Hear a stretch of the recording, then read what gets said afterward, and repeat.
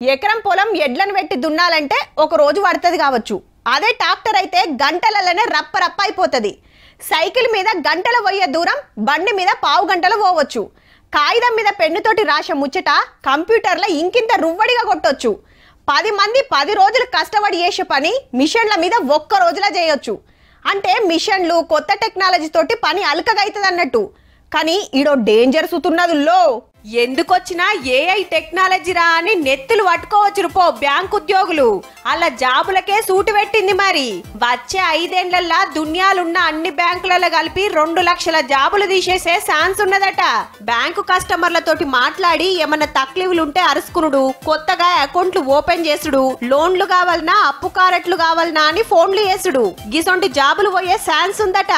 మనుషులకు బదాలు గీ పనులన్నీ ఏఐ తోటి అల్కగా ఇంకింత రువ్వడిగా చేయొచ్చునట. కొత్త టెక్నాలజీ తోటి పనులు చేపిస్తానికి బ్యాంకోలు సుత ఇంట్రెస్ట్ చూపిస్తున్నారట. బ్లూంబర్గ్ అనే ఓ సంగపోలు చెప్పిండ్రు కుద్దు.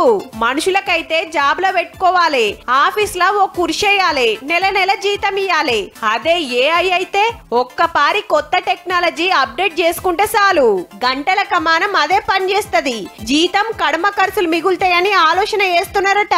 ఇప్పుడు బ్యాంకులే రేపు ఇంకెవరి జాబులకు సూటు పెడతదో గాని టెక్నాలజీ పెరుగుతున్నందుకు మురువాలనో కొలువులు పోతున్నందుకు బాధపడాలనో తెలుస్తలేదు పో.